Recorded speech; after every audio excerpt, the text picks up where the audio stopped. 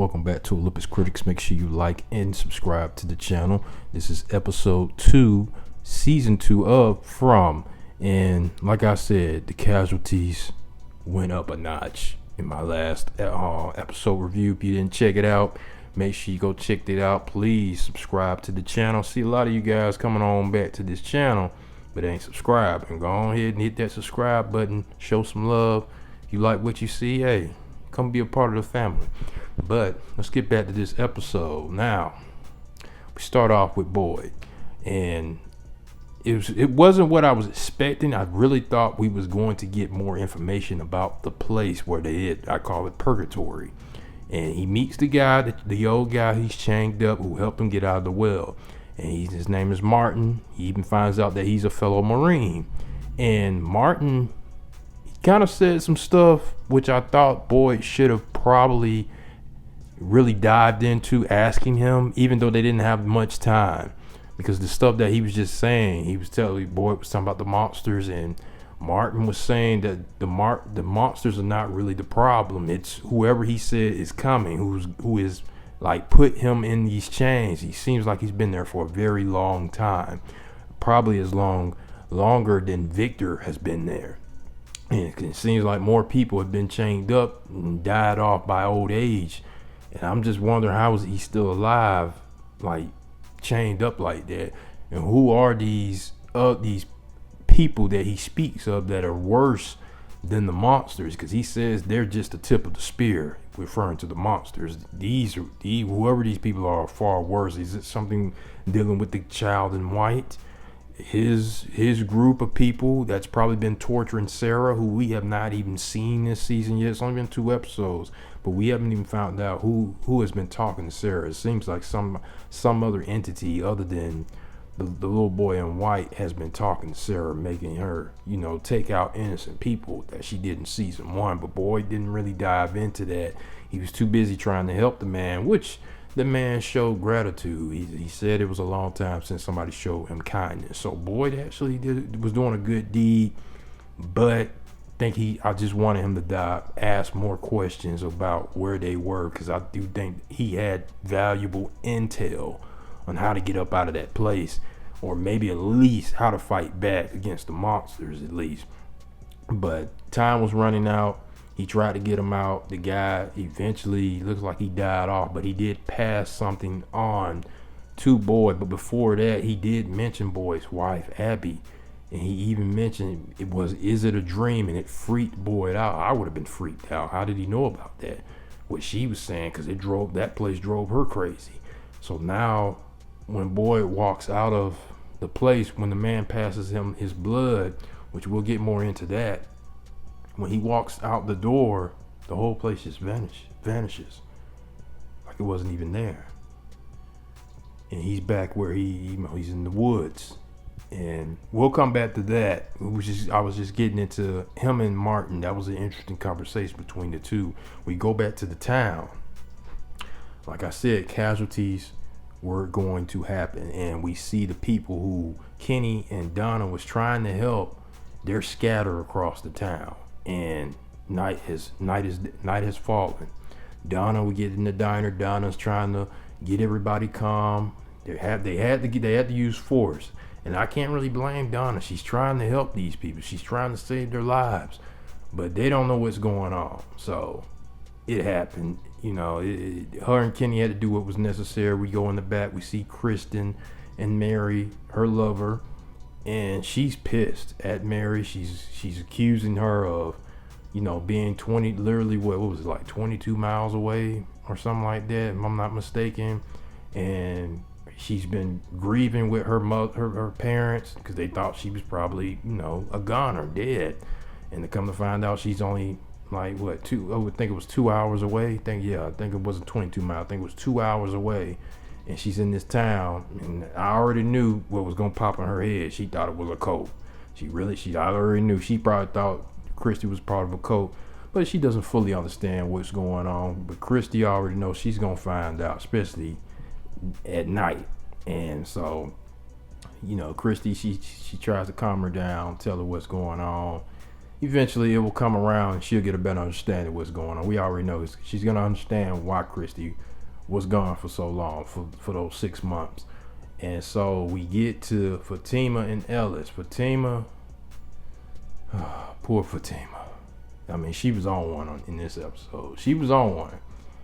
And you could see the frustration, the fear, all that in Fatima's eyes. She's trying to help these people as best she can. But in the process, it was a close call for her and Ellis because they almost got. Real talk. And it's at the police station. They're literally inches away from two of these monsters. When they bust that corner, Fatima almost got her and Ellis, sliced like cornbread, like Father Kotchery last season. Because that thing sliced him like he was cornbread. Like he didn't even know that thing was right there. Sklit, sklit, sklit. He gone. Father Kotchery gone. He didn't even get to do his mission. He said he was trying to go do a mission. That mission with Boyd. No, dog. Sklit, it's over. You out of here.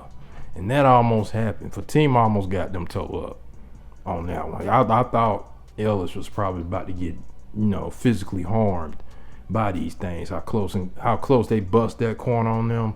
But he was able to pull her back into the place, and she definitely was going ham. Like I was sitting there like, dang, did Fatima hit one before they started the day or something? Like did she hit it too hard?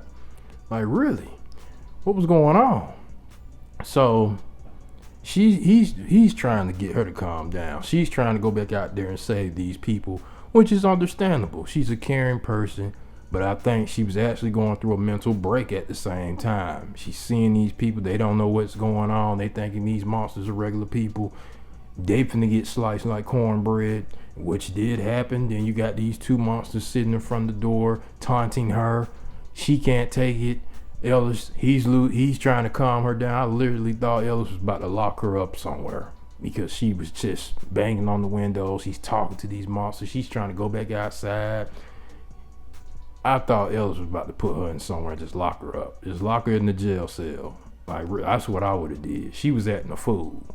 Like, real talk. I almost got them cut up like cornbread. But he was able to calm her. Well, nah, he wasn't really able to calm her down. She had literally lost her mind in front of those monsters. She's breaking. Literally breaking. We saw it with Julie in this episode. She's mentally breaking because she doesn't know where her mother is. Her father, we get the Jim, he's down there. They're trying to stay quiet. You got the bartender, he's doing the best he can to stop one of these bus riders from running his mouth because he's screaming because he's claustrophobic. And they gotta calm him down with pancakes. But it doesn't really help because he eventually dies off. Looks like he had some type of, maybe some type of eternal bleeding going on. Probably busted his ribs. Maybe he started coughing up blood. Monsters hear him. They get the bartender guy.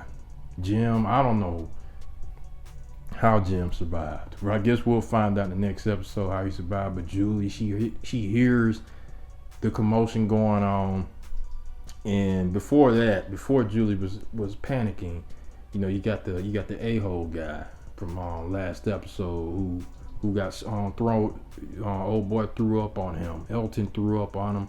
He's trying to make a move to go outside because he hears the screaming, but he thinks they need to go out there and help. He doesn't really fully understand. Of course, he's new, but he took Kenny hostage. Donna wasn't having it. Donna's probably becoming one of my favorite characters right now because she is trying to keep people alive. She knows what she has to do. She has to make the tough decisions. And I can fully understand why she has to make these tough decisions.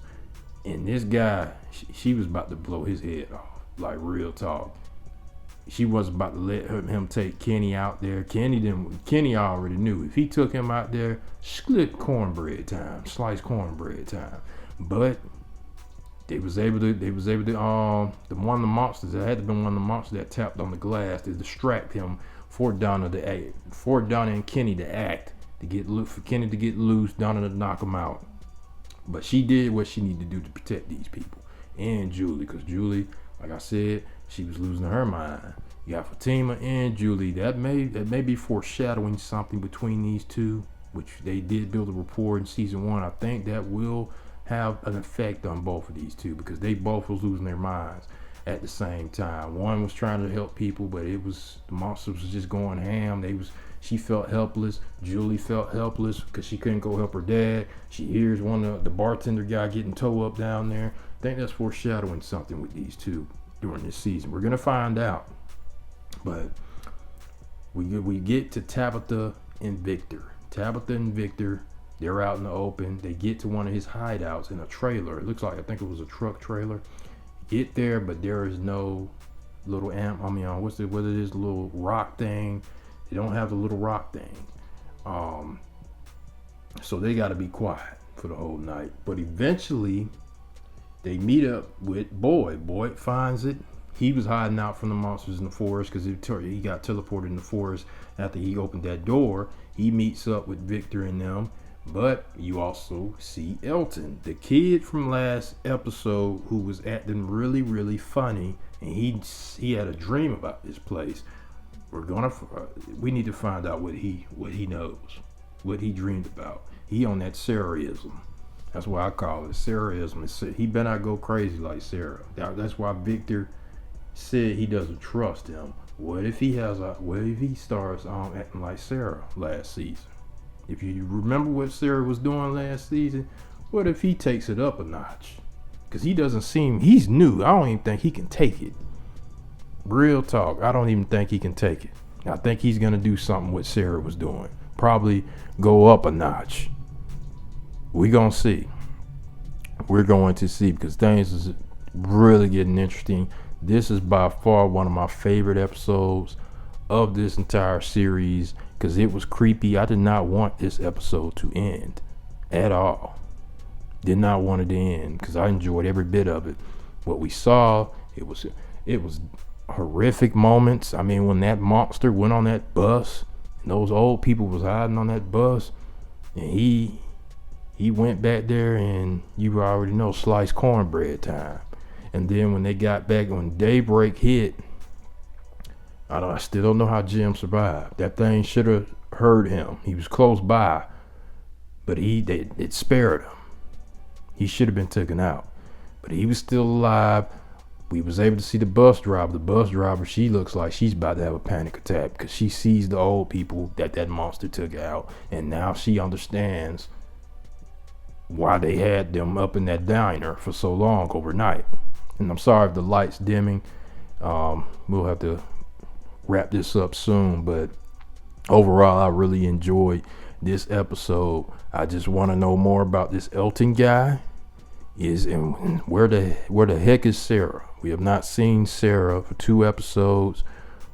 Ellis really didn't have a big part in this episode, other than just trying to keep Fatima calm, but I think that's foreshadowing something, Fatima and Julie. Jim, we're gonna find out why that thing did something happen down there. Did they toy with him? Did they say he's next? We're gonna find out why that thing didn't take out Jim, or was it just some coincidence that he just stayed quiet? These are interesting questions, but I enjoyed this episode. But post comments, let me know what you guys thought of this episode. Is there anything that I missed that you think you guys should have said in this review? Point that out to me. Make sure you subscribe to the channel. I'll get you guys later.